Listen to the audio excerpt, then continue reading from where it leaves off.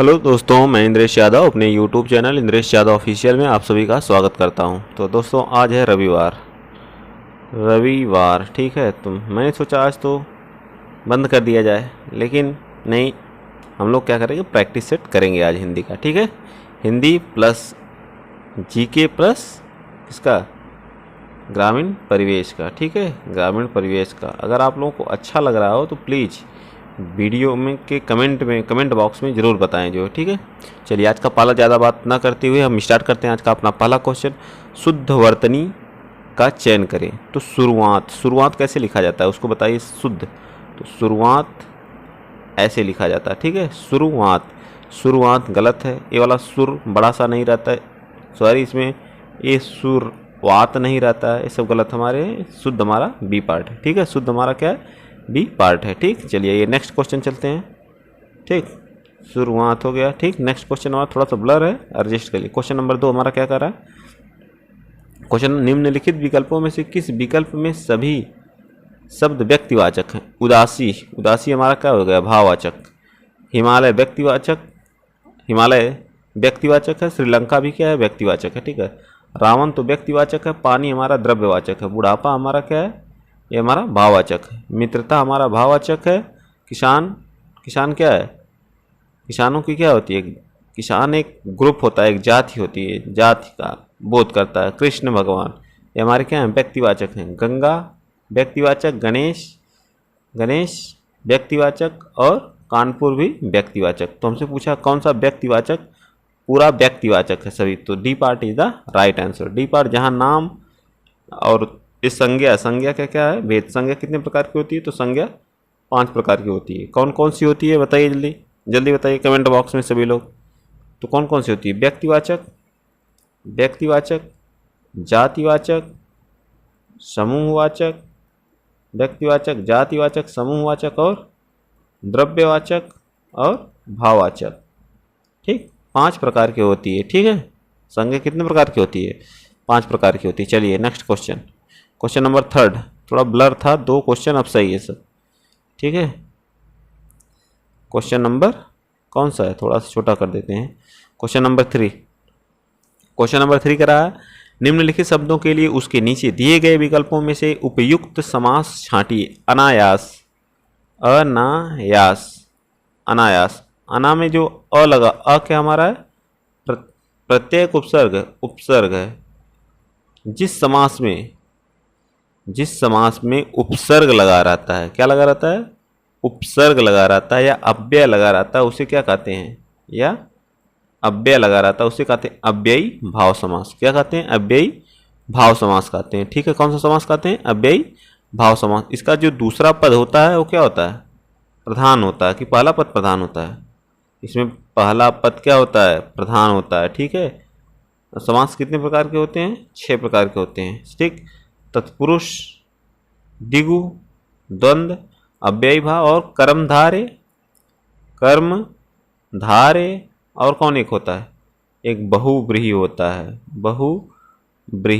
ठीक है, एक बहुव्रीहि होता है। इसमें कोई पद प्रधान ना होकर के तीसरा पद प्रधान रहता है बहुव्रीहि में। कर्मधारय में विशेषण की क्या होती है, विशेषता होती है, विशेषण और विशेष्य की। ठीक है, और तत्पुरुष में जो होता है जैसे चौराहा, इसमें जो चौ शब्द है इसमें संख्यावाची होता है। ठीक है, और द्वंद्व में जो है दोनों पद क्या होते हैं, प्रधान होते हैं। जैसे क्या होगा, दिन रात, तो दिन और रात होगा। ठीक है, दिन और रात। चलिए नेक्स्ट क्वेश्चन नंबर 4, 5, नीचे दिए गए वर्ग में विकल्प में से तत्सम शब्द का क्या करें, चयन करें। तत्सम शब्द का चयन करें। रात्रि क्या हमारा है, रात्रि क्या है, तत्सम शब्द है। क्या है, तत्सम है। इसका तद्भव क्या होता है, रात होता है। ठीक है, जिस शब्द में आपको त्र दिख जाए, ये वाला र दिख जाए या ये वाला र दिख जाए, जैसे कर्ण हो गया। ठीक है, जहाँ छोटे अक्षर दिख जाए वहाँ तुरंत बिना आँख मूंदे भी मार सकते हैं, वाला ऑप्शन राइट हो जाएगा। ठीक है, ये संस्कृत से लिए गए हैं, जैसे ज्यों कहते हैं ये संस्कृत से लिए गए शब्द होते हैं। ठीक है, तत्सम और तद्भव जो है हिंदी के शब्द होते हैं। ठीक है, चलिए आगे चलते हैं। क्वेश्चन नंबर 5 हमारा क्या कह रहा है, क्वेश्चन नंबर 5 में भी हमें क्या निकालना है, तत्सम ही बताना है। क्या बताना है, तत्सम। तो चंद्र क्या होता है, चंद्र जो हमारा होता है वो तत्सम होता है, इसका तद्भव क्या होता है, चांद, चांद चंद्रमा, ठीक है, ये हमारे क्या है, तद्भव है। ठीक, तो कौन सा पार्ट इसका हो जाएगा, C part is the right answer question number 5 का। ठीक है, रस, क्वेश्चन नंबर 6 हमारे रस के कितने अवयव हैं, तो रस के अवयव या अंग पूछे तो वो हमारे कितने हैं, 4 हैं। कितने हैं, 4 हैं। कौन कौन सा है, विभाव, विभाव अनुभाव, विभाव अनुभाव, और कौन सा है, जल्दी बताइए, विभाव अनुभाव और विभाव अनुभाव और अस्थाई भाव, अस्थाई भाव, और एक हमारा क्या होता है, संचारी भाव। कौन सा होता है, संचारी भाव। संचारी भावों की संख्या कितनी होती है, 33 होती है। ये पूछता है क्वेश्चन, संचारी भावों की संख्या कितनी होती है, 33 होती है। ठीक है, और रस में, रस के कितने प्रकार होते हैं, अगर प्रकार पूछे तो वो 9 प्रकार के होते हैं। कितने प्रकार के होते हैं, 9 प्रकार के हमारे क्या होते हैं, रस होते हैं। कौन कौन से, एक श्रृंगार हो गया हमारा, श्रृंगार रस, हास्य रस, हास्य रस, और कौन सा, करुण रस, करुण रस, वीर रस, वीर रस, रौद्र रस, रौद्र, और भयानक, भयानक, विभत्स, विभत्स का क्या होता है, अस्थाई भाव, जुगुप्सा होता, विभत्स, और अद्भुत, अद्भुत, और एक बताइए, शांत रस। भरत मुनि के अनुसार इस शांत रस को जो है संज्ञा नहीं दी गई। भरत मुनि के अनुसार रसों की संख्या कितनी है, 8 है। चलिए नेक्स्ट क्वेश्चन, क्वेश्चन नंबर 7, क्या कहा निर्देश में, निम्नलिखित प्रत्येक वाक्य खंड के लिए उसके नीचे दिए गए विकल्पों में से एक शब्द चुनिए, तो कौन सा है। क्वेश्चन नंबर 7 हमारा कह रहा है, बहुत अधिक परिश्रमी व्यक्ति क्या होता है, अध्यावसायी होता है, उद्यमी होता है, या कर्मठ होता है, या लगनशील होता है। बताइए क्वेश्चन, बहुत अधिक परिश्रमी व्यक्ति को क्या कहते हैं, तो क्या होता है, उद्यमी होता है। बहुत अधिक मतलब बहुत अधिक परिश्रम करने वाले व्यक्ति को क्या कहते हैं, परिश्रमी कहते हैं। और बहुत लगन से लगे रहने वाले व्यक्ति को लगनशील कहते हैं। ठीक है, बीता हुआ कल, आने वाले कल को क्या कहते हैं, आने वाले कल, आने वाले कल, और बीते हुए कल। जैसे आज रविवार है जैसे, तो कल जो शनिवार बीता तो उसको क्या कहते हैं, तो भूतकाल कहते हैं। जो बीत चुका उसको भूतकाल कहते हैं, और जो आने वाला उसको क्या कहते हैं, भविष्यकाल। क्या कहते हैं, भविष्यकाल। जो चल रहा है उसे वर्तमान कहते हैं। ठीक है, चलिए नेक्स्ट, नेक्स्ट क्या कहते हैं, भूतकाल, बीता हुआ, विगत भी कहते हैं, विगत कहते हैं। और काल, जब काल की बात आएगी, बीते हुए समय को जब पूछेगा, बीते तो उसे भूतकाल कहते हैं, समय लगा देगा तो भूतकाल कहते हैं, और समय नहीं लगाएगा तो विगत कहते हैं, आने वाले को क्या कहते हैं, तो आगत कहते हैं। ठीक है, चलिए चलते हैं नेक्स्ट क्वेश्चन, क्वेश्चन नंबर 9 और 10। क्वेश्चन नंबर 9 और 10 क्या होगा, 9 और 10 का मतलब क्या होगा बताइए। निम्नलिखित प्रश्नों में से कुछ त्रुटियां हैं, मतलब दिया गया कुछ त्रुटि है और उस त्रुटि को देखना है। A B C D में, अगर ए में त्रुटि है तो ए, बी में है तो बी, सी में है तो सी, डी में तो हमें क्या दिया, वाक्य दिया है। देखिए, उसने, मेरे ख्याल से विजिबल होना चाहिए आप लोगों को परफेक्ट, और कहिए तो बड़ा कर दें थोड़ा सा, भाई बड़ा नहीं हो पाएगा, इससे ज़्यादा बड़ा नहीं हो पाएगा। चलिए क्वेश्चन नंबर 9, उसने इस वर्ष परीक्षा में लगभग 100% अंक प्राप्त किए। जब 100% लगा दियो तो लगभग लगाने की क्या ज़रूरत है। कभी 100% कोई 100% अंक प्राप्त किया, उसमें लगभग लगाने की क्या ज़रूरत है। यही हमारा क्या हो गया, गलत हो गया। इस हिसाब से ऑप्शन हमारा B part is the right answer हो। परीक्षा की प्रणाली बदलना चाहिए, बदलना चाहिए, बदलनी चाहिए, बदलनी चाहिए, क्योंकि प्रणाली क्या है, एक स्त्रीलिंग है। क्या है, स्त्रीलिंग है। देख लीजिए, अच्छी, अच्छी प्रणाली होती ना कि अच्छा प्रणाली होता है। ठीक है, तो हमारा कौन सा पार्ट इसमें सही है, तो हमारा C part is the right answer. बदलना की जगह पे क्या होना चाहिए, बदलनी होना चाहिए। ठीक है, चलिए क्वेश्चन नंबर 11 देखिए। क्वेश्चन नंबर 11 हमारा क्या कह रहा है, लड़का और लड़की एक हैं। लड़का और लड़की मतलब कोई अंतर नहीं है, लड़के और लड़की में क्या है, कोई अंतर नहीं है। ठीक है, अंतर नहीं है तो मतलब वो क्या है, लड़का और लड़की क्या है, समान है। ठीक है, लड़का और लड़की क्या है, समान है। चलिए क्वेश्चन नंबर 12, क्वेश्चन नंबर 12 क्या कह रहा है, कह रहा है उसने केवल चोरी ही नहीं, उसने केवल चोरी ही नहीं, यहाँ क्या भरा जाएगा, नहीं, बल्कि हत्या भी की है। क्या की है, हत्या भी की है। और कोई चीज पुट करेंगे तो यहाँ आंसर नहीं आएगा। ठीक है, उसने केवल चोरी ही नहीं बल्कि हत्या भी की है। ठीक है, 12th का। ठीक, चलिए आगे चलते हैं। क्वेश्चन नंबर हमारा कौन सा है? Question number 13। क्या कर दिए गए शब्द का विलोम शब्द चुनिए। ठीक है, वाचाल, वाचाल मीन्स अधिक बोलने वाला, अधिक बोलने वाला, तो इसका क्या होगा? कम बोलने वाला। कम बोलने वाले का क्या होगा? मितभाषी होता है। क्या होता है? मितभाषी। मितभाषी या अल्पभाषी इसको बोलते हैं। क्या बोलते हैं? अल्पभाषी। ठीक, अल्पभाषी। A part is the right answer. चलिए next question, question number 12। Question number 12 क्या कह रहा है? शेर शब्द का पर्यायवाची क्या होता है? शेर शब्द का पर्यायवाची क्या होता है? तो शेर का पर्यायवाची क्या होता है? यहाँ मैं लिख दे रहा हूँ। शेर का होता है सिंह। ठीक, सिंह, केसरी, सिंह केसरी, वनराज, और क्या होता है? वनराज, और मृगेंद्र, मृगेंद्र। ठीक है, बहुत लोग मृगेंद्र को सोचते हैं मृग का है, ये क्या है? मृगेंद्र हमारा इस आंसर में सही है। ठीक है, राकेश हमारा किसका पर्यायवाची होता है? तो चंद्रमा का होता है। चंद्रमा का पर्यायवाची क्या होता है? राकेश होता है। चांद, चंद्रमा। ठीक है, गाय, धेनु का मतलब क्या होता है? गाय, गाय को धेनु कहते हैं संस्कृत में। अनल जो हमारा होता है वो आग का पर्यायवाची होता है। किसका होता है? आग का। ठीक है, चलिए चलते हैं क्वेश्चन नंबर 15। क्वेश्चन नंबर 15 में हमें संधि, प्रयुक्त संधि का प्रयोग करना बहिष्कार में, तो इसका होता है बहि, और क्या होता है? बहि प्लस कार। बहि प्लस कार मिलके क्या हो जाता है? बहिष्कार। बहि, ये हमारा कौन सा? विसर्ग संधि है। बहि प्लस कार मिलके क्या हो जाता है? बहिष्कार। ठीक है, चलिए नेक्स्ट क्वेश्चन। संधि हमारी 3 प्रकार की होती है। कौन सी? स्वर संधि, व्यंजन संधि और विसर्ग संधि।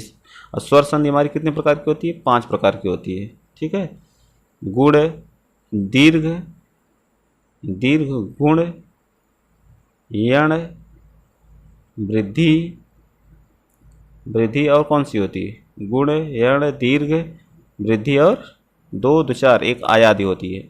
आयादी सब हमारी क्या है? स्वर संधियाँ। क्या है? स्वर संधि है। ठीक, आइए देखते हैं क्वेश्चन नंबर कौन सा हमारा? हाँ, क्वेश्चन नंबर 16। क्वेश्चन नंबर 16 हमारा क्या कह रहा है?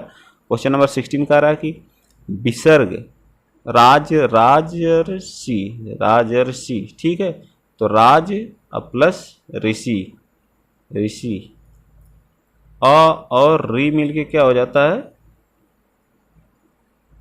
सॉरी एक मिनट, और री मिलके, और री मिलके अर हो जाता है। तो एक किस संधि में होता है, या किस संधि में होता है? अर किस संधि में होता है? ये हमारा किस में होता है? किस में होता है बताइए? गुण संधि में होता है। हमारा क्या हो जाता है? गुण संधि में हो जाता है। ठीक है, क्वेश्चन नंबर 17 ये देखते हैं। क्वेश्चन नंबर 17 क्या कर रहा है? नीचे दिए गए विकल्प में से पर्यायवाची शब्द छांटिए। पीयूष, पीयूष किसका होता है? अमृत, अमृत का पर्यायवाची क्या होता है? पीयूष। मधु, सुधा, ये सब हमारे किसके हैं? पर्यायवाची किसके हैं? अमृत के हैं। अमृत के पर्यायवाची वट, वृक्ष के क्या होते? वट, तरु, पादप, ये सब हमारे किसके हैं? वृक्ष के पर्यायवाची। सुमन, पुष्प, पुष्प, ये सब हमारे किसके? फूल के हैं। ठीक है, प्रतिमा, मूर्ति। ठीक, चलिए नेक्स्ट क्वेश्चन। क्वेश्चन नंबर हमारा इसका डी सही था, ऑप्शन डी सही था। ठीक है, इसमें क्या लिखा है? निम्नलिखित प्रश्नों में से प्रत्येक मुहावरे के अर्थ के लिए 4 विकल्प दिए गए हैं, इनमें उचित विकल्प का चयन करें। मुहावरा दिया गया है, इन पे उचित क्या सही होगा, कौन सा ऑप्शन उसको चेक करना। अंगारा, अंगारा नहीं, अंगार बरसना। क्या होता है? अंगार बरसना। कड़ी धूप होना, सूखा पड़ना, मुसीबत आना, या भयंकर क्रोध करना। क्या हो जाएगा? भयंकर क्रोध करना। क्या होगा बताइए चारों ऑप्शन में से? 18 का कौन सा? अंगार बरसना। 18 का बताइए, जल्दी बताइए आप लोग कमेंट बॉक्स में, मैं देख रहा हूँ कितने लोग बता रहे हैं। ठीक है, कड़ी धूप होना, कड़ी धूप होना क्या हो जाएगा इसका?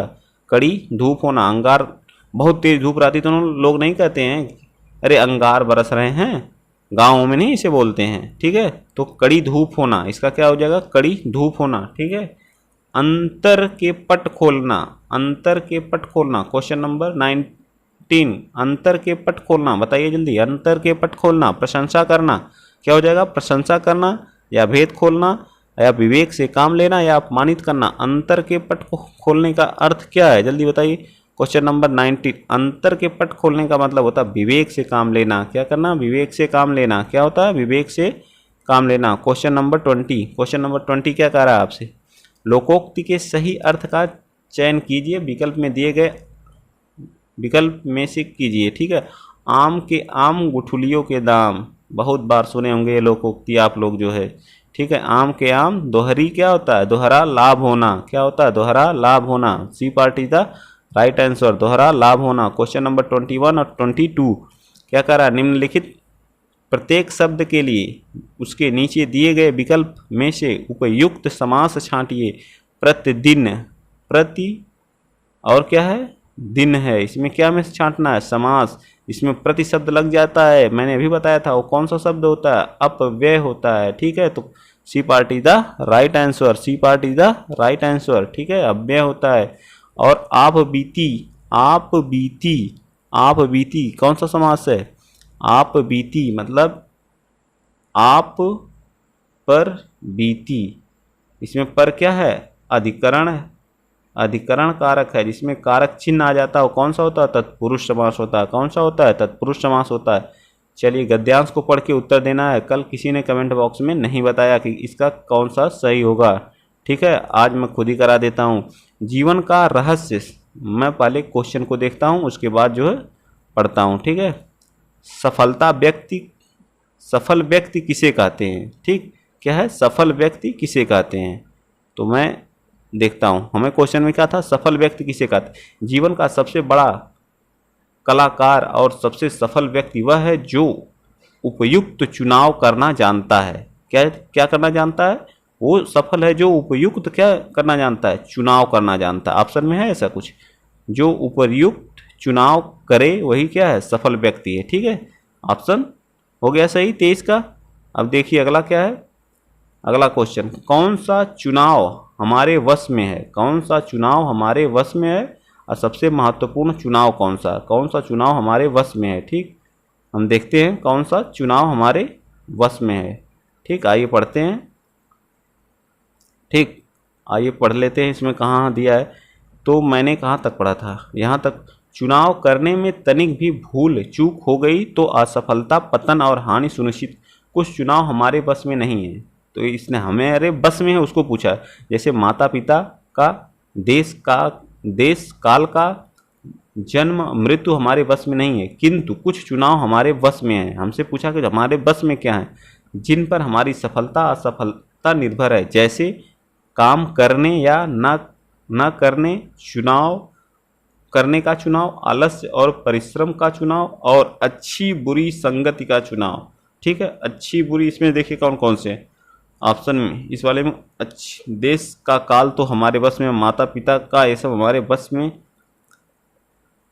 बस में नहीं है। माता पिता और देश का और जो हमारी जन्म मृत्यु ये सब हमारे बस में नहीं है, लेकिन अच्छी बुरी संगति का जो है हमारे क्या है, ये सब हमारे बस में है, ठीक है। अभी मैंने आपको बताया था ऊपर पढ़ के, ऑप्शन में क्या था, यहाँ पे इस वाले ऑप्शन में पढ़ा था ना, कौन सा हमारे बस में है। जैसे काम करने और चुनाव, न करने का चुनाव, आलस्य और परिश्रम का चुनाव, और बुरी संगत का चुनाव, ये सब हमारे क्या है, बस में है। अच्छी बुरी संगत का चुनाव इनमें से सबसे ज़्यादा महत्वपूर्ण है। क्या है, सबसे ज़्यादा महत्वपूर्ण है, हाँ, सबसे ज़्यादा क्या है, अच्छी बुरी संगत का चुनाव सबसे ज़्यादा महत्वपूर्ण है। सबसे ज़्यादा क्या है, महत्वपूर्ण, तो सबसे ज़्यादा महत्वपूर्ण क्या है, अच्छी बुरी संगति का चुनाव ही सबसे बड़ा महत्वपूर्ण, कुछ नहीं। पहले क्वेश्चन को देख लिया करिए क्या है, उस क्वेश्चन को पढ़िए, फिर उसके बाद देखा करिए, आप पढ़ते जाइए, पढ़ते जाएंगे आपको सभी आंसर मिल जाएंगे, ठीक है। तो हिंदी का क्या हुआ, हिंदी का जो हमारा था वो हमारा क्या हो गया, फिनिश हो गया, ठीक है। अब हम स्टार्ट किसका करते हैं, अब हम करते हैं स्टार्ट जो है जीके प्लस जीएस, क्या करते हैं, जीके प्लस जीएस स्टार्ट करते हैं, ठीक है। चलिए आइए, इसी में लगा हुआ है, आप लोग देखिए, जीके और जीएस, जीके जीएस में सामान्य जानकारी, ठीक। पहला क्वेश्चन स्टार्ट करते हैं। लॉर्ड डलहौजी को की विलय नीति का प्रथम शिकार कौन था। इसने जो है राज्य हड़प नीति स्टार्ट किया था, क्या, राज्य हड़प नीति, ठीक, राज्य हड़प नीति। अब पहले सबसे पहले इसने जो है सतारा मुंबई में पड़ता है, सतारा को क्या किया था, हड़पा था, कब, 1848 में, कब, 1848 में सतारा को अपने में मिला लिया था, ठीक। उसके बाद जैतपुर, सबलपुर, अवध को भी जो है अयोग्य शासक घोषित करके भी इसको भी मिला लिया था। झांसी को भी 1853 में क्या किया था, मिला लिया था, ठीक। लॉर्ड डलहौजी का इसका जो शासनकाल था 1848 से जो है 1856 तक लॉर्ड डलहौजी जो है क्या किया, मतलब शासक था जो है, ठीक है। और इसने क्या किया 1856 में क्या विलय नीति का क्या किया गठन किया। जो विलय नीति जो है 1856 में स्टार्ट किया।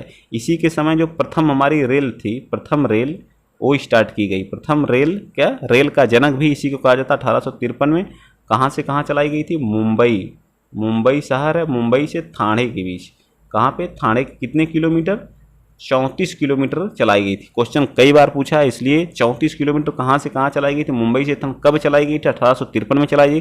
किसका शासनकाल था, तो लॉर्ड डलहौजी का था, ठीक है। इसने पब्लिक अपार्टमेंट PWD बोलते हैं जिसको, PWD स्टार्ट किया था, ठीक है। 1800 कब में, 1854 में PWD, ये भी क्वेश्चन पूछ चुका है। PWD स्टार्ट करने वाला कौन सा गवर्नर है, भारत का कौन सा गवर्नर है, तो वो है जो है लॉर्ड डलहौजी, ठीक है। मेरे ख्याल से इतना जानकारी इफिशियंट है आप लोगों के लिए जो है, ठीक है। चलिए नेक्स्ट क्वेश्चन, क्वेश्चन नंबर हमारा 52 है। 52 हमारा क्या कर रहा है, भारतवर्ष के लिए इंडिया शब्द का प्रयोग सर्वप्रथम किसने किया था, तो वो किए थे जो है हेरोडोटस ने। या एक क्या है, यूनानी इतिहासकार है, यूनानी है और क्या है, एक इतिहासकार है। इन्होंने सर्वप्रथम भारतवर्ष के लिए इंडिया शब्द का प्रयोग किया जाता है। इन्हें इतिहास का पिता भी कहा जाता है। क्या कहा जाता है, इतिहास का पिता। इन्हें इतिहास का क्या कहा जाता है, पिता कहा जाता है, ठीक है। इतिहास का पिता कहा जाता है। और क्या इन्हें कहा जाता है, बताइए जल्दी जल्दी। और इन्हें क्या कहा जाता है, और तो इन्हें नहीं कुछ कहा जाता। चलिए आगे चलते हैं, नेक्स्ट क्वेश्चन, बस इतना याद रखिए, ठीक है। क्वेश्चन नंबर 53, क्वेश्चन नंबर 53, निम्नलिखित में से किसने भारत में लोक निर्माण विभाग की स्थापना, भी मैंने बताया था PWD, इसी को कहते हैं लोक निर्माण विभाग। 1854 में स्टार्ट करने वाले व्यक्ति का नाम क्या था, लॉर्ड डलहौजी था। कौन था, लॉर्ड डलहौजी। कौन था, लॉर्ड डलहौजी। इसी ने डाक तार विभाग भी 1854 में स्टार्ट किया था, ठीक है। प्रथम रेलगाड़ी तो मैंने बताया ही हो, तो 1853 इज द लॉर्ड डलहौजी हमारा क्या हो जाएगा, सही हो जाएगा, ठीक है। चलिए नेक्स्ट क्वेश्चन चलते हैं। चलिए क्वेश्चन नंबर 54 हमारा क्या कह रहा है, निम्नलिखित में से कालक्रम के अनुसार इन्हें क्या करना है, व्यवस्थित करना है, ठीक है। कालक्रम अनुसार क्या करना, 1800 गांधी जी इरविन समझौता कब हुआ था, गांधी और इरविन समझौता कब हुआ था, तो ये 1931 में हुआ था, ठीक है। 1931 में हुआ था। किस डेट को हुआ था, ये 5 मार्च को, 5 मार्च 1931 को, ठीक है। द्वितीय गोलमेज सम्मेलन हमारा कब हुआ था, द्वितीय गोलमेज सम्मेलन भी हमारा 31 में हुआ था, लेकिन सितंबर में हुआ था, 1931 के सितंबर में हुआ था। सांप्रदायिक पंचाट जो हमारी हुई थी वो कब हुई थी, तो ये पंचाट जो हुई थी 16 अगस्त 1932 को हुई थी। कब हुई थी, 1932 को हुई थी। और हमारा जो नेहरू रिपोर्ट जो 1928 में सौंपी गई थी। और नेहरू रिपोर्ट तो सबसे पहले कौन सी, नेहरू रिपोर्ट किस ऑप्शन में, फोर्थ सबसे पहले है, तो डी और सी में है। उसके बाद कौन सा हुआ था, उसके बाद हमारा जो है अगस्त वाला सांप्रदायिक पंचाट वाला जो है 1900 किसमें हुआ था, सांप्रदायिक पंचायत तो मैंने बता दिया। उसके बाद सितंबर में हमारी घटना द्वितीय गोलमेज सम्मेलन जिसमें गांधी जी ने भाग लिया था, गांधी जी ने जिसमें भाग लिया था, तो हमारा थर्ड है, ठीक है। उसके बाद कौन सी हुई थी, उसके सबसे हमसे क्या पूछा है, सबसे कालानुक्रम तो 1928, फिर नंबर 1 कहाँ पे है, तो हमारा डी पार्ट, क्योंकि 1931 मार्च 1931 में हमारा गांधी इरविन समझौता हुआ था। इरविन क्या था उस समय, जो 1931 के समय जो है गवर्नर था जो है, ठीक है। भारत का क्या था, गवर्नर था। D part is the right answer. आप लोग देख लीजिएगा, सब लिख दिया गया है, व्यवस्थित कर लीजिएगा। चलिए क्वेश्चन नंबर 55 क्या कर रहा है, किस गवर्नर जनरल ने सिंध का ब्रिटिश भारत में क्या किया, विलय किया था। कौन था वो, तो लॉर्ड एलन बरो था। कौन था, लॉर्ड एलन बरो था। कौन था, लॉर्ड एलन बरो ने क्या किया था, ब्रिटिश सिंध को क्या किया था, विलय किया था। चलिए क्वेश्चन नंबर हमारा गया 56। क्वेश्चन नंबर 56 कुछ क्वेश्चन है जिनको हम लोग फास्ट करेंगे, ठीक है। जिसे आगे हमारा 56 मल्टीमीडिया में शामिल हो सकता है, तो क्या संख्या, पाठ और चित्र मल्टीमीडिया में, तो ये तो बिल्कुल गलत है, ठीक है। और ग्राफिक्स, एनिमेशन, वीडियो, संगीत और क्या है, आवाज़, ये सब हमारी क्या है, मल्टीमीडिया के अंतर्गत शामिल होते हैं। केवल संख्यात्मक प्रकार, जब आप मोबाइल चलाते हैं, पहले चलाते थे तो उस पर लिखा था मल्टीमीडिया प्लेयर, लिखता था कि नहीं, उसमें ग्राफिक्स, एनिमेशन, हमारे वीडियो, संगीत सब उसी में रहता था, मल्टीमीडिया में ही रहता था, ठीक है। चलिए आगे चलते हैं नेक्स्ट क्वेश्चन। क्वेश्चन नंबर हमारा 57 का, निम्नलिखित में से कौन सा युग्म सही सुमेलित नहीं है, तो धावन सोडा। धावन सोडा क्या होता है, सोडियम बाई कार्बोनेट से बनता है। Baking soda, sodium hydrogen carbonate से बनता है। बेकिंग को क्या कहते हैं, खाने वाला सोडा भी, इसको खाने वाला सोडा भी कहते हैं। NaHCO3 इसका फार्मूला होता है, इसका Na2CO3 इंटू 2H2O होता है, ठीक है, धावन सोडा उसे धोने वाला। नीला थोथा कॉपर सल्फेट, बिल्कुल सही है। प्लास्टर ऑफ पेरिस, ये हमारा गलत है। प्लास्टर ऑफ पेरिस जो हमारे जब किसी का हाथ टूट जाता है या पैर टूट जाता है तो उस पर जो प्लास्टर लगता है वो जो प्लास्टर ऑफ पेरिस का ही बना होता है, ठीक है। आप लोग घर पे देखते होंगे या कभी देखे जरूर होंगे, जो है किसी का हाथ टूट गया है तो उस पर बड़ा सा सफ़ेद सा पट्टी लगाया जाता है, तो प्लास्टर ऑफ पेरिस ही रहता है। क्या रहता है, प्लास्टर ऑफ पेरिस रहता है, जिसको हम जिप्सम कहते हैं। क्या कहते हैं, इसका शार्ट नाम क्या है, जिप्सम, जिप्सम कहते हैं, ठीक है। एक कैल्शियम का अयस्क होता है, क्या होता है, कैल्शियम सल्फेट, कैल्शियम सल्फेट होता है। क्या होता है, कैल्शियम सल्फेट। तो हमारा कौन सा पार्ट सही हो जाएगा, D part is the right answer हो जाएगा। कैल्शियम कार्बोनेट नहीं होगा, कैल्शियम सल्फेट होगा, ठीक है। निम्नलिखित में से कौन सुमेलित नहीं है, क्वेश्चन नंबर 58, क्वेश्चन नंबर 58 क्या कह रहा है, निम्नलिखित में से कौन सुमेलित नहीं है। तो बताइए, प्रकाश वर्ष हमारी क्या है, दूरी की इकाई है। पार्सेक क्या है, दूरी की सबसे बड़ी इकाई है, सबसे बड़ी इकाई है, सबसे बड़ी दूरी की सबसे बड़ी इकाई क्या है, पार्सेक है। यहाँ क्या दिया है, समय का, ये बिल्कुल गलत है। तो यही ऑप्शन हमारा क्या हो जाएगा, सही हो जाएगा। यही हमारा क्या हो जाएगा, सही। डेसिबल ध्वनि की तीव्रता की इकाई है, बिल्कुल सही है। हर्ट्ज में आवृत्ति है, क्या है, यहाँ आकृति नहीं रहेगा, आवृत्ति की इकाई है, क्या है, हर्ट्ज में जो आवृत्ति मापी जाती है, ठीक है। चलिए next question, question number 59, question number 59 हमारा क्या कर रहा है, क्वेश्चन नंबर 59 हमारा का धान के फसल में खैरा रोग निम्नलिखित में से की कमी से होता है। तो जिंक की कमी से हमारे खेत में क्या रहता है, धान में खैरा रोग लगता है। कौन सा, खैरा एक क्या है, रोग है जो किस में लगता है, पैडी जिसको बोलते हैं धान में क्या लगता है, खैरा रोग लगता है, ठीक है। खैरा रोग धान में, जिससे क्या होती है, पत्तियां क्या होने लगती हैं, पीली हो जाती हैं, धब्बे आने लगते हैं, ठीक है। चलिए नेक्स्ट क्वेश्चन, क्वेश्चन नंबर हम कौन सा चल लेते हैं, क्वेश्चन नंबर 60, ठीक है।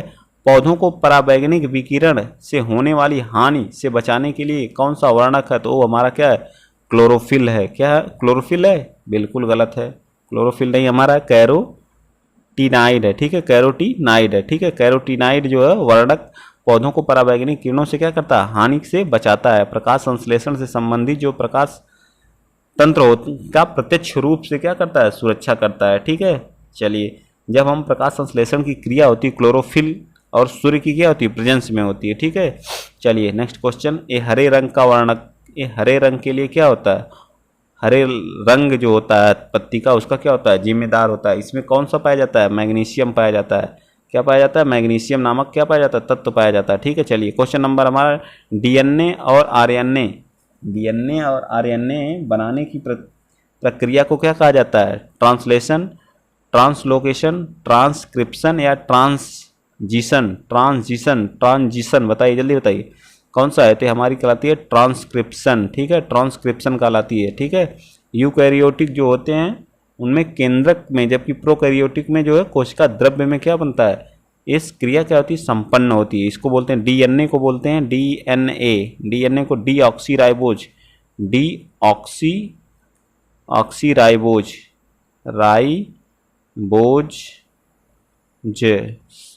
शर्करा, ठीक है। आरएनए को क्या बोलते हैं, इसमें कौन कौन होता है, ए से एडेनिन हो गया, जी से क्या हो गया, ग्वानिन हो गया, टी से क्या हो गया, थाइमिन हो गया, और एस से क्या हो गया, साइटोसिन होता है। चार हमारे क्या है, तो इसमें अम्ल पाए जाते हैं या क्षार पाए जाते हैं, ठीक है। सॉरी, क्षार नहीं, बेस होते हैं। क्या होते हैं, बेस, जिसको हम क्षार कहते हैं। अम्ल तो एसिड हो जाते हैं, ठीक है। आरएनए क्या होती है, राइबोज शर्करा होती है। आरएनए इसको क्या कहते हैं, राइबोज शर्करा। क्या, आरएनए ये क्या होती है, राइबोज शर्करा। क्या होती है, राइबोज शर्करा, ठीक है। इसमें जो हमारा थाइमिन होता है, जो थाइमिन उसकी जगह क्या आ जाता है, यूरेसिल आ जाता है। क्या आ जाता है, एडेनिन, ग्वानिन और साइटोसिन रहता है, लेकिन थाइमिन की जगह क्या आ जाता है, यूरेसिल आ जाता है, ठीक है। क्या आ जाता है, यूरेसिल आ जाता है, ठीक है। चलिए आइए चलते हैं next question, question number 62, question number 62 हमारा क्या कह रहा है, नोबेल पुरस्कार के विजेताओं से संबंधित विशिष्ट योगदान है, किसका है, विशिष्ट योगदान क्षेत्र में किसका है। तो रविंद्रनाथ टैगोर, साहित्य के क्षेत्र में 1913 में दिया गया था। यह यह एशिया का पहला क्या था, एशिया का पहला नोबेल पुरस्कार भी था। जो यह क्वेश्चन जो है पूछा था कि एशिया का पहला नोबेल प्राप्त करने वाला व्यक्ति पेट वाले, जो अभी पेट हाल ही में हुआ था उसमें यह क्वेश्चन पूछा गया है। ठीक है, तो ये हमारा मैच है। ठीक है, CV रमन भौतिकी में 1930 में इनको भौतिकी के क्षेत्र में दिया गया था। अरविंद खुराना, इनको भौतिकी में ना दे करके चिकित्सा विभाग में दिया गया था। किस विभाग में, चिकित्सा। तो यही हमारा क्या है, सुमेलित नहीं, यही पूछा है। तो ऑप्शन के हिसाब से हमारा क्या हो जाएगा, क्वेश्चन के हिसाब से हमारा सी पार्ट। और मदर टेरेसा को शांति के क्षेत्र में दिया गया था, बिल्कुल सही है।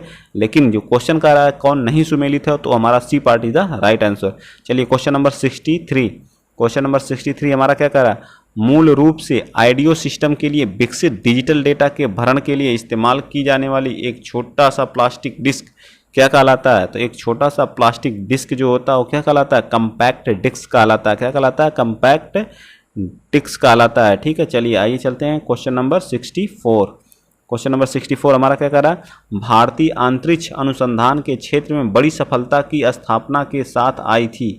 बताइए, भारतीय अंतरिक्ष अनुसंधान के क्षेत्र में बड़ी सफलता के साथ क्या आया था, भारतीय अंतरिक्ष अनुसंधान विभाग, परमाणु ऊर्जा विभाग, भौतिक अनुसंधान प्रयोगशाला, हमारा कौन आया था, जल्दी बताइए, जल्दी बताइए। भारतीय अंतरिक्ष अनुसंधान के क्षेत्र में सबसे बड़ी सफलता भौतिक प्रयोगशाला की स्थापना के साथ आई थी या किसके साथ आई थी, तो ये प्रयोगशाला के साथ आई थी। ठीक है, इसरो, कभी कभी मैं इसका फुल फॉर्म ही नहीं लिख पाता हूँ, ISRO, Indian Space Research Organisation इसको बोलते हैं। ठीक है, आता है बट भूल जाते हैं। 15 अगस्त 1969 में इसकी क्या हुई थी, स्थापना हुई थी। इसके हेड अभी हाल ही में एस सोमनाथ जी बनाए गए हैं।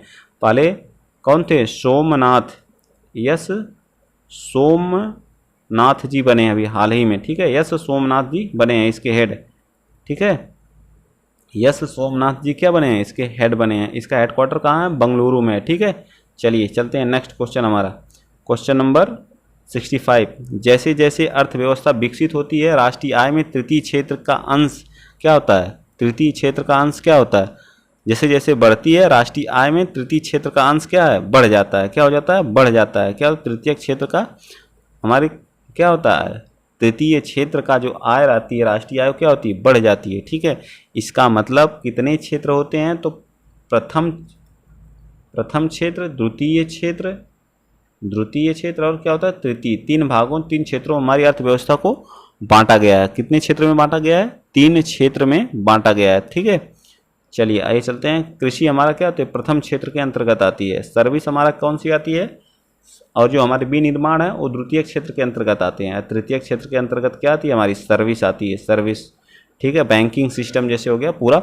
66 दूसरी पंचवर्षीय योजना की रूपरेखा किसने तैयार की थी, दूसरी पंचवर्षीय योजना की रूपरेखा किसने तैयार की थी, तो PC महालनोबिस ने क्या की थी, दूसरी पंचवर्षीय योजना, जो 1956 से हमारी कब तक चली थी, 1961 तक चली थी। और यह क्या थे, उद्योग पर आधारित थी। किस पे थे, उद्योग पर आधारित थी। पहली हमारी कृषि पे थी जो 1951 से 1956 तक चली थी। उसके कौन थे, VN गाडविल जी थे। कौन थे, VN गाडविल जी थे। पहले के कौन थे, VN गाडविल जी थे। दूसरी जो है नेहरू और महालनोबिस मॉडल पर 1956 से 1961 के बीच थी। ठीक है, इसमें राउरकेला एक हमारा क्या, राउरकेला इस्पात संयंत्र जो उड़ीसा में स्थित है, जो उड़ीसा में स्थित है, ये इसका निर्माण किया गया था। भिलाई इस्पात कारखाना जो भिलाई इस्पात कारखाना जो हमारा कहाँ, छत्तीसगढ़ में है। कहाँ पे है, छत्तीसगढ़ में है, इसका निर्माण हुआ था। और एक दुर्गापुर जो कहाँ पे है, पश्चिम बंगाल में। दुर्गापुर इस्पात संयंत्र जो हमारा कहाँ है, पश्चिम बंगाल। कहाँ पे है, पश्चिम बंगाल में। इन तीनों का निर्माण इसलिए इसी उद्योग पर आधारित थी, PC और नेहरू मॉडल पर आधारित थी। Question number 67। लोकसभा और राज्यसभा के प्रतिरोध की किन स्थितियों में संसद की संयुक्त बैठक बुलाई जाती है। धन विधेयक को पारित करने की स्थिति में, साधारण विधि निर्माण को पारित करने की स्थिति में, बताइए।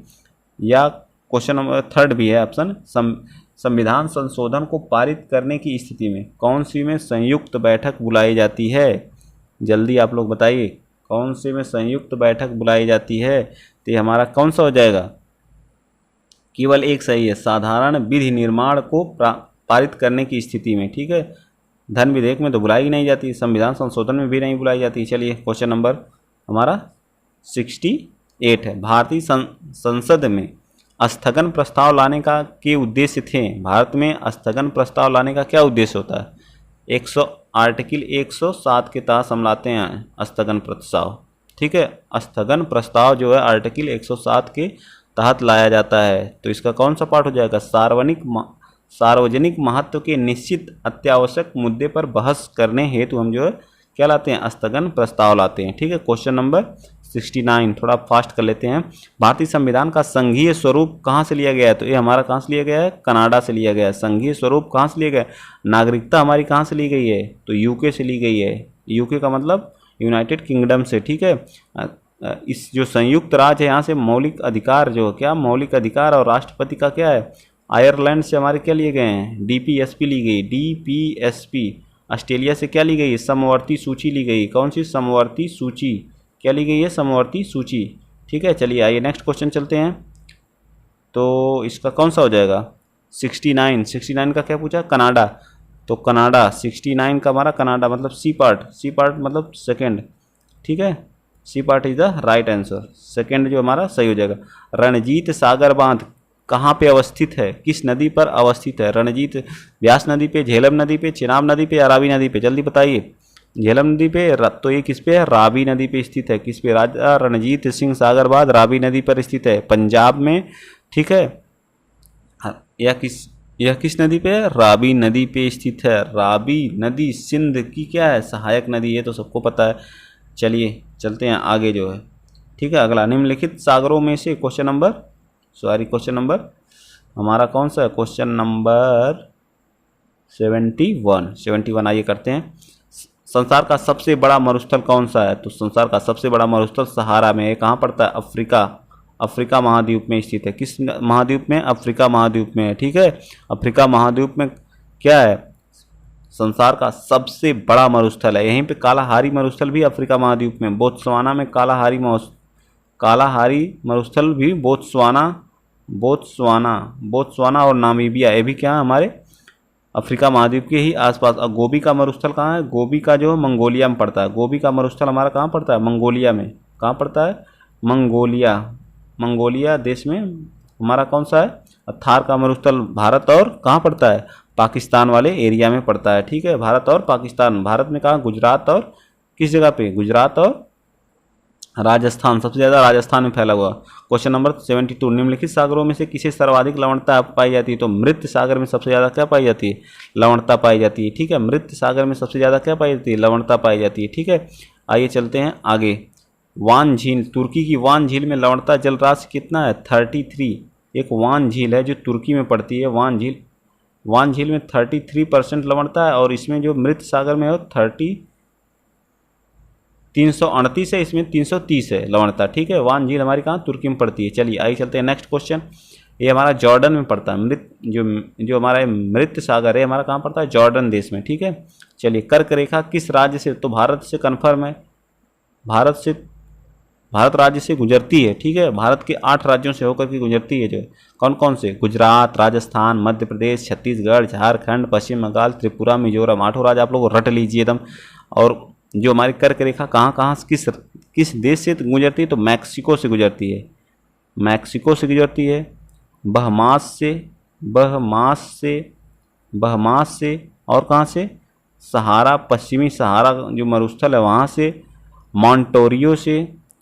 कहाँ से? मारिटानिया से। माली से, अल्जीरिया और चाड नाइजर, यूएई, लीबिया, मिस्र, यूएई, सऊदी अरब 1-2 बार देखेंगे तो याद हो जाएगा। ओमान और भारत, बांग्लादेश, म्यांमार से तो जाएगी ही। म्यांमार और ताइवान। चीन से भी थोड़ा सा हिस्सा लगता है। चीन और ताइवान। तो कौन सा? भारत। ईरान कहीं भी था इस ऑप्शन में? ईरान हमको देखने को नहीं। मैक्सिको, मिस्र तो मिला लेकिन ईरान नहीं मिला। ठीक है, चलिए आइए चलते हैं नेक्स्ट क्वेश्चन। क्वेश्चन नंबर 34 क्या कह रहा है? पारिस्थितिकी हॉटस्पॉट सिरुवानी निम्नलिखित में से किस राज्य में है? तो ये हमारा कहाँ पड़ता है? सिरुवानी जो हमारा पड़ता है पारिस्थितिकी हॉटस्पॉट जो तमिलनाडु में स्थित है। लेजर प्रिंटर संबंधित है, लेजर प्रिंटर किससे संबंधित है? तो लेजर प्रिंटर जो पेज प्रिंटर से क्या है? संबंधित है। पेज को क्या करता है? प्रिंट करने का काम करता है। यह है उच्च गति वाला नॉन इम्पैक्ट पेज प्रिंटर होता है। ठीक है, चलिए इसमें क्या होता है? रंगीन स्याही में क्या यूज किया जाता है? इसमें क्या रंगीन स्याहियों का हम लेजर प्रिंटर में यूज करते हैं। ठीक है, चलिए नेक्स्ट क्वेश्चन हमारा, अब आ गए हम ग्रामीण परिवेश। क्या गए? ग्रामीण परिवेश। ये भी हमारा क्या है? मोस्ट इम्पॉर्टेंट है लेखपाल के लिए। बाकी यहाँ तक तो आप यूपी पुलिस के लिए देख सकते हैं। ठीक है, लेकिन इसमें कुछ यूपी स्पेशल हैं, कम से कम 15 क्वेश्चन यूपी स्पेशल के रहेंगे, 10 क्वेश्चन ग्रामीण परिवेश से रहेगा। इस बात को आप विशेष कर ध्यान दीजिएगा। ठीक है, तो ये भी देखना जरूरी है। 2-4 क्वेश्चन, 10 क्वेश्चन रहेंगे, एक तो दो कम से कम 3 या 4 जो हमारे क्या रहेंगे, जो हमारी योजनाएं हैं उस पर रहे। योजना तो हर में पूछता है, इसमें 4 या 5 वही जो ग्रामीण परिवेश से रिलेटेड होते हैं, जो है खसरा खतौनी, इन सबसे क्वेश्चन आएंगे। बाकी ये भी हमारे क्या पुलिस हो गया, जो है जो हमारे यूपी के जितने एग्जाम होते हैं सबके लिए देखने के लिए इंपॉर्टेंट है। ठीक है, निम्नलिखित में से उत्तर प्रदेश की सीमा नहीं लगती है, किससे नहीं लगती है ये बताइए? तो हमारी 8 राज्यों के साथ क्या करता है? सीमा साझा करता है। राजस्थान, हरियाणा, पंजाब से हमारी क्या सीमा नहीं लगती है? पंजाब से हमारी कोई सीमा नहीं लगती है। 8 राज्य और एक यूटी से लगती है। यूटी कौन है? दिल्ली है हमारा, दिल्ली है। एक अंतर्राष्ट्रीय सीमा भी लगती है। एक क्या लगती है हमारी? अंतर्राष्ट्रीय सीमा भी लगती है। किससे? नेपाल के साथ लगती है। ठीक है, और देख लीजिए यहाँ लोकसभा की सीटें कितनी हैं यूपी में? 80 हैं। राज्यसभा की सीटें कितनी हैं? राज्यसभा की सीटें कितनी हैं? तो राज्यसभा की सीटें यहाँ पे कितनी हैं जल्दी बताइए? 31 है। 31 क्या है? राज्यसभा की हैं। और कुछ विधानसभा भी जो चुनाव हो रहा है उस पर 403, पहले 404 थी, अब एक एंग्लो इंडियन वाली समाप्त कर दी गई, अब कितनी? 403 है। और विधान परिषद बहुत मोस्ट पूछता है, ये 100 सीट है। ठीक है, कई बार अभी मैंने एग्जाम यूपीएसआई का दिया था, उसमें भी पूछा था। ठीक है, चलिए आगे चलते हैं नेक्स्ट क्वेश्चन। क्वेश्चन नंबर हमारा कौन सा है? 77। ठीक, 2011 की अनुसार, जनगणना के अनुसार पुरुष साक्षरता कितनी है? तो हमारी पुरुष साक्षरता कितनी है? 77.3 जो हमारे क्या है? पुरुष साक्षर हैं, इतने %। ठीक है, और सबसे ज़्यादा साक्षर राज्य जो कौन सा है? सबसे ज़्यादा साक्षर राज्य कौन सा है? तो हमारा कौन सा है? गौतम बुद्ध नगर सबसे ज़्यादा साक्षर यहाँ पे हैं। ठीक है, और सबसे न्यूनतम साक्षर वाला श्रावस्ती है। कौन सा है? श्रावस्ती सबसे न्यूनतम साक्षर है। सबसे कम साक्षरता वाला राज्य, सबसे कम साक्षरता वाला क्या है? राज्य है। ठीक है, सबसे कम साक्षरता वाला राज्य कौन सा है? श्रावस्ती है। ठीक, चलिए आगे चलते हैं हम। जल नीति जो हमारी राष्ट्रीय जल नीति थी वो कब आई थी? राष्ट्रीय जल नीति जो हमारी थी वह 1987 में आई थी। कब आई थी? 1987 में आई थी। ठीक है, राष्ट्रीय जल नीति हमारी 1987 में।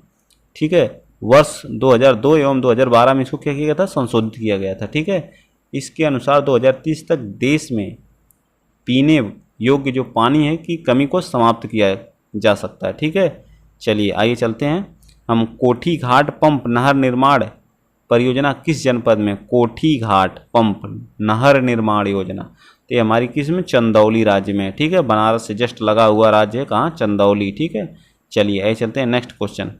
क्वेश्चन नंबर हमारा कौन सा है? 80 क्वेश्चन क्या कर रहा है? ट्राइसेम योजना, जवाहर योजना, ग्रामीण भूमि।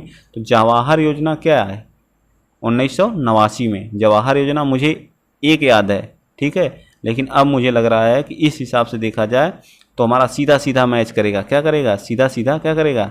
मैच करेगा। ट्राइसेम 97 एक भी अगर आपको याद है तब भी आप क्या कर लेंगे? जाएंगे आंसर कर ले जाएंगे। अम्बेडकर ग्राम विकास योजना जो 1990 में, तो इस हिसाब से हमारा C part is the right answer. C part is the right. ग्रामीण भूमिहीन रोजगार गारंटी योजना 1983 में। जवाहर रोजगार मोस्ट इंपॉर्टेंट कौन से? जवाहर योजना। ट्राइसेम योजना ये थी युवाओं के रोजगार दिलाने से संबंधित थी। क्या थी? युवाओं को रोजगार दिलाने से संबंधित थी। ठीक है, अम्बेडकर योजना भी वही थी, युवाओं के रोजगार और विकास से संबंधित थी। भूमिहीन रोजगार, जो भूमिहीन थे उन्हें रोजगार देने की योजना थी। जवाहर योजना भी रोजगार से ही संबंधित थी। ठीक, ग्रामीण रोजगार को बढ़ावा देने के लिए ये भी आई थी। ठीक है, चलिए क्वेश्चन नंबर हमारा कौन सा है? Question number 81। ठीक है, क्वेश्चन नंबर 81 क्या कर रहा है? क्वेश्चन नंबर हमारा 81 का, भारत किस वर्ष अंतर्राष्ट्रीय मुद्रा कोष IMF, इसको किसका कहा जाता है? वर्ल्ड बैंक की जुड़वा बांध कहा जाता है। ठीक है, वर्ल्ड बैंक का क्या कहा जाता है? जुड़वा बांध कहा जाता है। ठीक है, इसकी स्थापना कब हुई थी? 1945 में इसकी क्या हुई थी? स्थापना हुई थी। इसका मुख्यालय हेडक्वार्टर कहाँ पे है? वाशिंगटन DC है। कहाँ पे है? वाशिंगटन वाशिंगटन DC जो कहाँ? अमेरिका की क्या है? USA की क्या है? कैपिटल है। ठीक है, वाशिंगटन DC है। ठीक, भारत इसका कब मेंबर बना था? तो 1969 में DSR में क्या हुआ था? भारत इसका क्या बना था? मेंबर बना था? नहीं, 1969 नहीं, 1947 में भारत इसका मेंबर बन चुका था। जैसे आज़ाद हुआ भारत इसका मेंबर क्या हुआ? बन गया था। ठीक है, यह हमें क्या अल्पकालीन जो हमारे जैसे कोई गरीब उसे अल्पकाल के लिए क्या करता है? ऋण प्रोवाइड करने का काम करता है। ठीक है, चलिए अगला क्वेश्चन चलते हैं हम। इसकी जो एक मुद्रा होती है SDR, बहुत बार पूछा है, SDR special drawing rights, SDR special drawing rights, ये पार्ट हमारा इसका क्या है? सबसे सही है। ठीक, निम्नलिखित जनजातियों में उत्तर प्रदेश में पाई जाने वाली जनजातियां बताइए। थारू जनजाति तो पाई जाती है। ठीक, कन्फर्म, सबसे ज़्यादा जो है मात्रा में थारू जनजातियां पाई जाती है। और कौन सी? बोक्सा जनजाति भी हमारे उत्तर प्रदेश में पाई जाती है। ठीक, बोक्सा जनजाति जो है, और उत्तर प्रदेश के अतिरिक्त थारू जनजातियां हमारे उत्तराखंड में भी कुछ मात्रा में पाई जाती हैं। ठीक, तो यही हमारा क्या हो जाएगा? 1 और 4 कहाँ दिया? C part is the right answer. C part is the right. और जो हमारी जनजातियों का परसेंट है 0.6% हमारी क्या है? जनजातियां पाई जाती हैं उत्तर प्रदेश में, जनगणना 2011 के अनुसार। ठीक है, चलिए, जो जौनसारी होती हैं, भोटिया होती हैं, थारू और राजी अनुसूचित जनजातियों का दर्जा दिया गया है। ठीक है, चलिए आइए नेक्स्ट क्वेश्चन चलते हैं। क्वेश्चन नंबर हमारा कौन सा? Question number 83। Question number 83, Rajghat बांध जो हमारा है यमुना नदी पे है, और रिहंद बांध रिहंद नदी पे है। बिल्कुल सही है, रिहंद बांध रिहंद नदी पे है। और कौन सा बांध है? राजघाट जो यमुना नदी पे, और माता टीला बेतवा रानी लक्ष्मीबाई बेतवा नदी पे, झांसी में दोनों बांध स्थित है। रिहंद जो रिहंद नदी पे, ये हमारा गलत है, लेकिन ऑप्शन के हिसाब से हमारा कौन है? यही सही है। राजघाट बांध हमारा यमुना नदी पे नहीं स्थित है। हमारा राजघाट बांध किस? बेतवा नदी पे स्थित है। किस पे है? बेतवा नदी पे है। ठीक है, चलिए आगे चलते हैं। क्वेश्चन नंबर हमारा 84। क्वेश्चन नंबर 84 हमारा क्या कह रहा है? सामाजिक सर्वेक्षण को एक वैज्ञानिक पद्धति के रूप में भी किन विद्वानों ने परिभाषित किया था? जो सामाजिक सर्वेक्षण है उसको वैज्ञानिक पद्धति के रूप में परिभाषित किसने किया था? तो मोजर ने किया था। किसने किया था? मोजर्स ने किया था। मोजर्स, मार्स और हैरिसन ने किया था। मोजर्स, मार्स और हैरिसन तीनों ने किया था। याद रखिएगा, ये सब जो हमारे सामाजिक ग्रामीण परिवेश से हैं। ठीक है, चलिए, निम्नलिखित में से सही सुमेलित हैं। सुमेलित के मैंने कम से कम इसमें देखे होंगे 5 से 8 क्वेश्चन के बीच मैंने देखे होंगे। कौन सुमेलित नहीं है, कौन नहीं स्थित है, कौन कहाँ नहीं है। एक नहीं वाले क्वेश्चन पे विशेष फोकस करिए, क्योंकि इसकी मात्रा मैंने देखी हर पेपर में कम से कम 8 से 10 क्वेश्चन की हो चुकी है, बढ़ती जा रही। बच्चे क्या पढ़ते हैं? निम्न में से कौन सा सुमेलित है, तुरंत देखेंगे, आंख मूंद मार देंगे। ठीक है, कबीर पंथियों का पवित्र तीर्थ स्थल क्या था? मगहर था। बिल्कुल सही है। ठीक है, भगवान बुद्ध का निर्वाण कुशीनगर। बिल्कुल सही है। सूफी संत हाजी वारिस शाह का जो है क्या था? मजार देवा शरीफ। बिल्कुल सही है। देवा शरीफ में मेला लगता है जो बाराबंकी में है। ठीक है, 88,000 ऋषियों की तपस्थली संकिया में है। कहाँ पे है बताइए? नैमिषारण्य में है। कहाँ पे है? संकिया ना होकर के कहाँ है? नैमिषारण्य में है। नैमिषारण्य में है। ठीक है, ये संकिया नहीं होगा। ठीक है, ये तो हमारा D part is the right answer हो जाएगा। ठीक है, नैमिषारण्य ये कहाँ पड़ता है? सीतापुर जनपद में। सीतापुर लखनऊ से जस्ट सटा हुआ जिला एक है सीतापुर। ठीक, वहीं पे। ठीक, 86, खतौनी में लेखपाल परिवर्तन क्या करता है? खतौनी जो होती है, सबके घर पे जो खेत होंगे उसमें एक खतौनी होती है, उसमें परिवर्तन क्या करता है? लाल रोशनाई का क्या करता है? परिवर्तन करता है। ठीक है, चलिए आइए नेक्स्ट क्वेश्चन चलते हैं। इतना याद रखिएगा बस।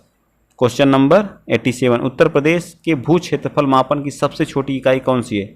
एकड़ है, बिस्वा है, विश्वांसी है, बीघा है, क्या है बताइए जल्दी। तो इसमें हिसाब से विश्वांसी क्या है? सबसे छोटी इकाई है। ठीक है, सबसे छोटी इकाई क्या है? विश्वांसी है। क्या है? विश्वांसी क्या है? सबसे छोटी इकाई है। ठीक, विश्वांसी नहीं है, यही तो दिक्कत है। क्या है? विश्वांसी है, विश्वांसी ही है। ठीक, कृषि सेवा केंद्र नामक योजना किस पंचवर्षीय योजना कार्यकाल में प्रारंभ की? कृषि सेवा केंद्र। कृषि सेवा केंद्र जो हमारी योजना वो चतुर्थ जो हमारी पंचवर्षीय योजना स्टार्ट हुई थी 1969 से कब तक चली थी? 1969 से 1974 तक चली थी। ठीक है। ये वी.आर. गॉडविल मॉडल, इसके उपाध्यक्ष कौन थे? वी.आर. गॉडविल जी। कौन थे? वी.आर. गॉडविल जी। ठीक है। अगला क्वेश्चन 89, एक व्यक्ति के लिए पंचायत का सदस्य बनने के लिए न्यूनतम उम्र कितनी होनी चाहिए? 21 वर्ष होनी चाहिए। कितनी होनी चाहिए? मतलब प्रधान बनने के लिए, साफ प्रधान हो गया।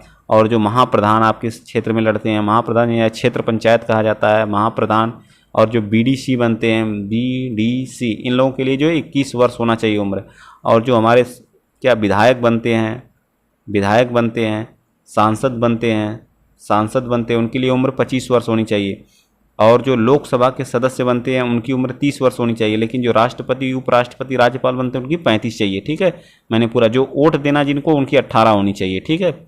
चलिए अगला क्वेश्चन, कुटीर ज्योति योजना निम्नलिखित में से कौन सा राज्य कार्यक्रम संबंधित है? किस राज्य कौन सा कार्यक्रम संबंधित है कुटीर ज्योति योजना से? कुटीर ज्योति योजना से कौन सा कार्यक्रम संबंधित है? बताइए, जल्दी बताइए। तो हमारा कौन सा कार्यक्रम संबंधित है? ग्रामीण क्षेत्रों में गरीबी रेखा से नीचे जीवन यापन करने वाले परिवारों को क्या है?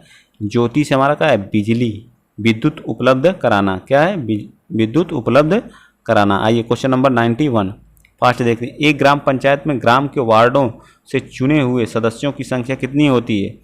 पंच जो होते हैं उनकी संख्या कितनी हो सकती है? पंच की संख्या कितनी होती है? 7 से 17 हो सकती है। 7 क्या होते हैं? मिनिमम होते हैं, और 17 क्या होते हैं? मैक्सिमम होते हैं। पंच की संख्या कितनी होती है? 7 से 17 होती है। पंचायती राज व्यवस्था त्रिस्तरीय थी। इसको किसने दिया था? बताइए, जल्दी बताइए। कौन दिया था? दिमाग में है, मेरे याद नहीं आ रहा है। ठीक है, आगे बढ़ते हैं। ठीक, अभी याद आ जाएगा तो बता दूंगा। त्रिस्तरीय, 2 स्तरीय जो थी तो अशोक मेहता जी ने दिया था। त्रिस्तरीय याद नहीं आ रही है थोड़ा सा। ठीक है। चलिए, मध्य भारत में 1 बीघा कितने हेक्टेयर के बराबर होता है? मध्य भारत में 1 बीघा कितने हेक्टेयर के बराबर होता है? जल्दी बताइए। मध्य भारत में 1 बीघा कितने हेक्टेयर के बराबर होता है? जल्दी से बताइए आप लोग। क्या होता है? कितने हेक्टेयर के बराबर होता है? तो हमारा होता है 0.2529 हेक्टेयर के बराबर होता है। ठीक है। चलिए ये नेक्स्ट, तहसील स्तर पर सरकारी निकायों को क्या कहा जाता है? तहसील स्तर पर सरकारी निकायों को क्या कहा जाता है? पंचायत समिति कहा जाता है। क्या कहा जाता है? पंचायत समिति कहा। तहसील स्तर पर जो सरकारी निकाय होते हैं उन्हें क्या कहा जाता है?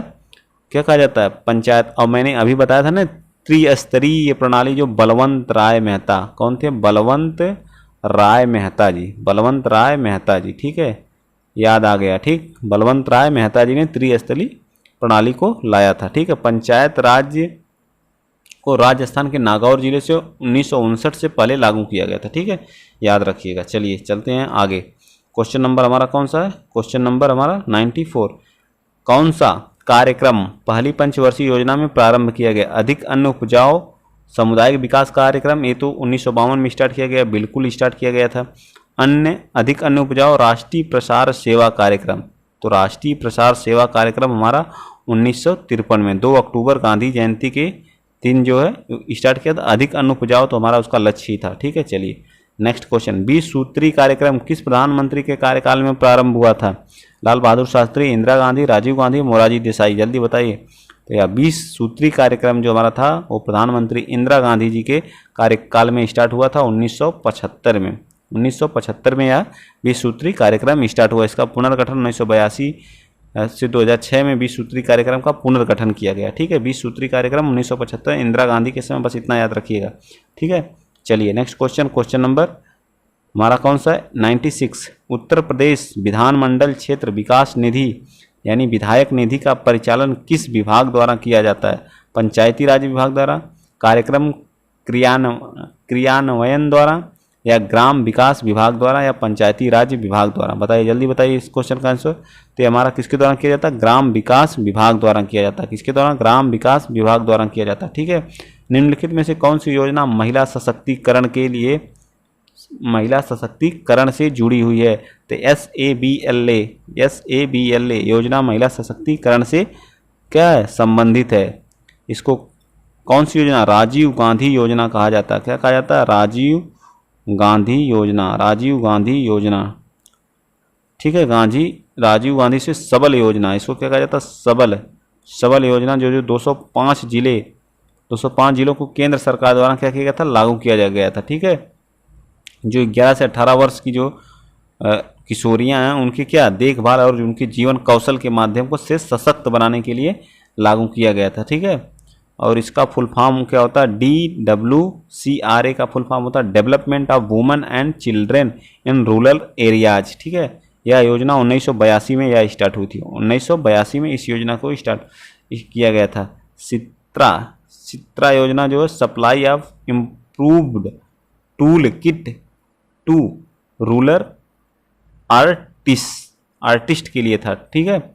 चलिए अगला क्वेश्चन हमारा कौन सा है, अगला क्वेश्चन हमारा 98 है। 98 हमारा क्या कह रहा है, अल्मा आल घोषणा का संबंध निम्नलिखित में से किससे है, अल्मा आल घोषणा का संबंध निम्न में से किससे है, बताइए जल्दी बताइए। अल्मा आल तो ये हमारा किससे है, WHO इसको कहता है, WHO वर्ल्ड हेल्थ ऑर्गेनाइजेशन, तो सबके लिए स्वास्थ्य से, किसके लिए, सबके लिए स्वास्थ्य से, ठीक है। WHO की स्थापना कब हुई थी, तो 1948 में हुई थी, ठीक है। WHO के 7 अप्रैल को हम क्या मनाते हैं, 7 अप्रैल को हम विश्व स्वास्थ्य दिवस के रूप में मनाते हैं। इसमें सदस्यों की संख्या कितनी है, 94 है, ठीक है।